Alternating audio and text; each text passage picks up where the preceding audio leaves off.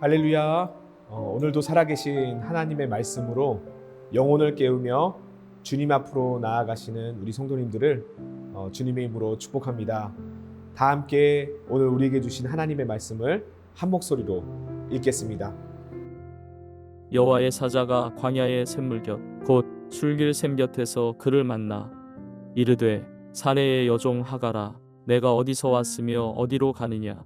그가 이르되 나는 내 여주인 사내를 피하여 도망하나이다. 여호와의 사자가 그에게 이르되 내 여주인에게로 돌아가서 그 수하에 복종하라. 여호와의 사자가 또 그에게 이르되 내가 내 씨를 크게 번성하여 그 수가 많아 셀 수 없게 하리라. 여호와의 사자가 또 그에게 이르되 내가 임신하였은즉 아들을 낳으리니 그 이름을 이스마엘이라 하라. 이는 여호와께서 내 고통을 들으셨음이니라.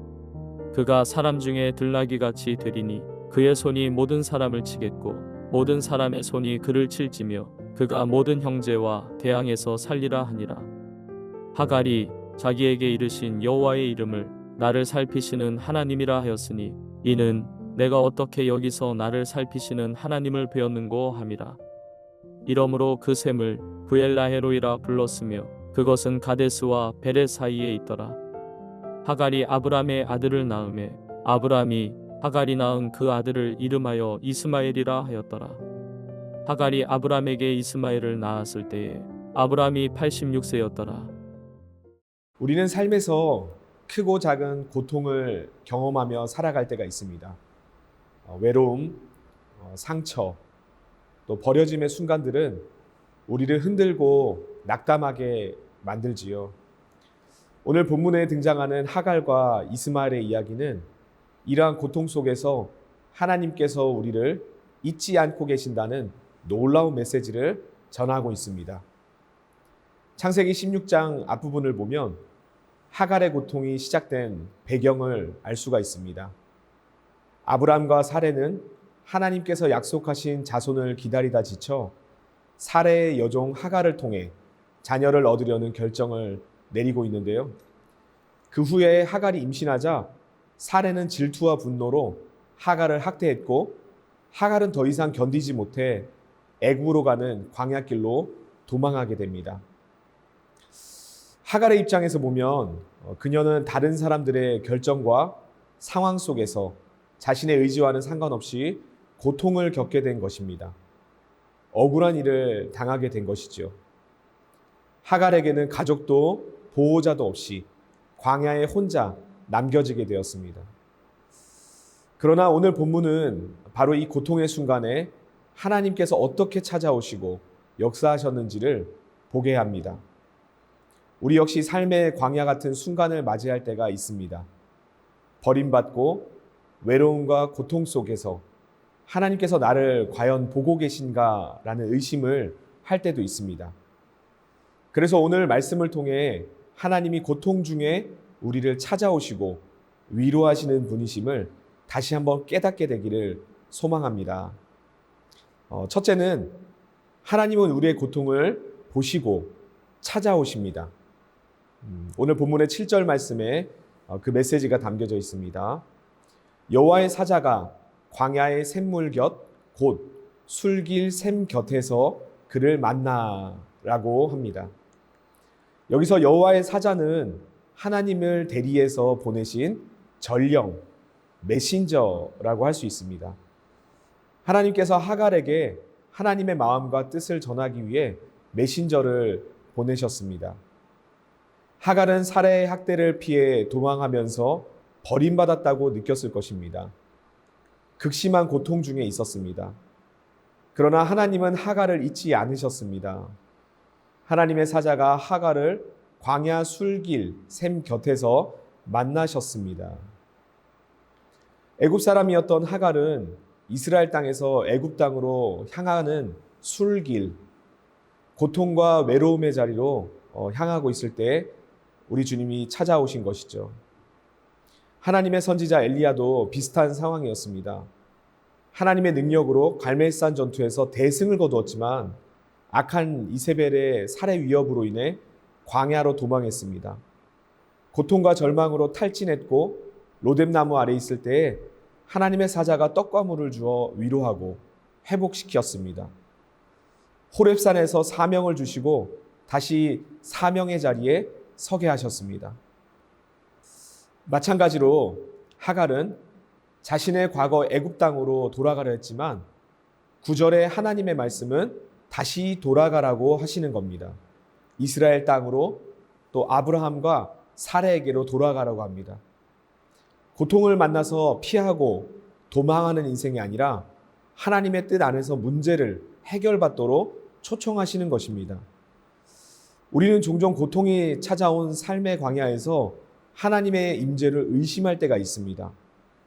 하지만 오늘 말씀을 통해 하갈에게 찾아오신 하나님은 어제나 오늘이나 내일 언제나 동일하게 임재하시고 우리를 고통에서 건져내실 의지를 갖고 계신 하나님이십니다.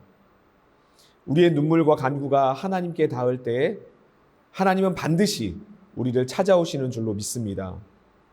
지금 이 시간 고통 중에 계신 성도님이 계시다면 우리에게 찾아오셔서 말씀하시는 하나님의 사랑을 더 깊이 경험하게 되시기를 주님의 이름으로 축원합니다. 이제 한 걸음 더 나아가서 하나님은 우리의 미래를 준비하고 계시고 또 약속을 주십니다. 10절 말씀에 보면 여호와의 사자가 또 그에게 이르되 내가 내 씨를 크게 번성하여 그 수가 많아 셀 수 없게 하리라 라고 약속하십니다. 광야에서 하갈이 절망하고 있을 때 하나님의 사자는 하갈에게 놀라운 약속을 주셨습니다. 그 약속이 10절부터 12절까지의 말씀인데요. 이 말씀 속에서 아들 이스마엘이 번성하게 될 것이라는 약속을 주셨습니다. 비록 하갈의 상황은 여전히 고통스럽지만 하나님은 그 가운데서도 미래의 희망을 약속하신 것입니다. 예레미야 29장 11절 말씀에 여호와의 말씀이니라 너희를 향한 나의 생각을 내가 아나니 평안이요 재앙이 아니니라 너에게 미래와 희망을 주는 것이니라 라고 말씀하셨습니다. 하나님은 하나님의 자녀에게 미래와 희망을 약속하실 뿐 아니라 그것을 반드시 이루시는 분이십니다. 이스마엘이라는 이름의 뜻은 하나님이 들으신다입니다.